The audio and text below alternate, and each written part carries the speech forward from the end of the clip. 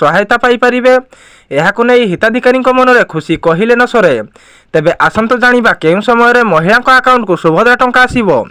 ତେବେ ଆଜି ଯାଜପୁରରୁ ବ୍ୟାସନଗର ଖାନ୍ଦୋଳ ପଡ଼ିଆରେ ଦିନ 11:30 ବେଳେ ଆୟୋଜିତ ସ୍ୱତନ୍ତ୍ର କାର୍ଯ୍ୟକ୍ରମରେ 18 ଲକ୍ଷରୁ ଅଧିକ ଯୋଗ୍ୟ ହିତାଧିକାରୀଙ୍କୁ ସହାୟତା ରାଶି ବଣ୍ଟନ କରାଯିବ।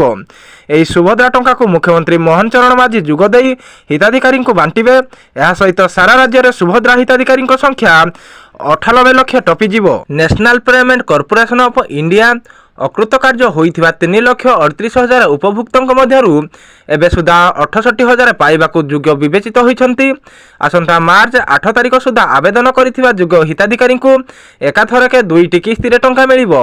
ଯେଉଁମାନେ ପ୍ରଥମ କିସ୍ତି ଟଙ୍କା ପାଇସାରିଛନ୍ତି ସେମାନଙ୍କୁ ଦ୍ୱିତୀୟ ପର୍ଯ୍ୟାୟର ଦ୍ୱିତୀୟ କିସ୍ତି ଟଙ୍କା ମିଳିବ ବୋଲି ଉପମୁଖ୍ୟମନ୍ତ୍ରୀ ପ୍ରଭାତୀ ପରିଡ଼ା କହିଛନ୍ତି।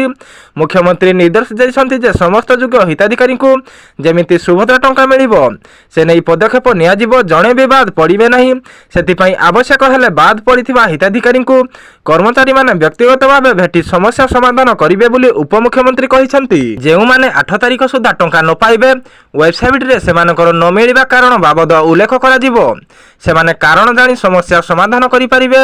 ଏପର୍ଯ୍ୟନ୍ତ ମୋଟ 1,07,23,294 ଜଣ ପଞ୍ଜୀକୃତ ହୋଇଛନ୍ତି।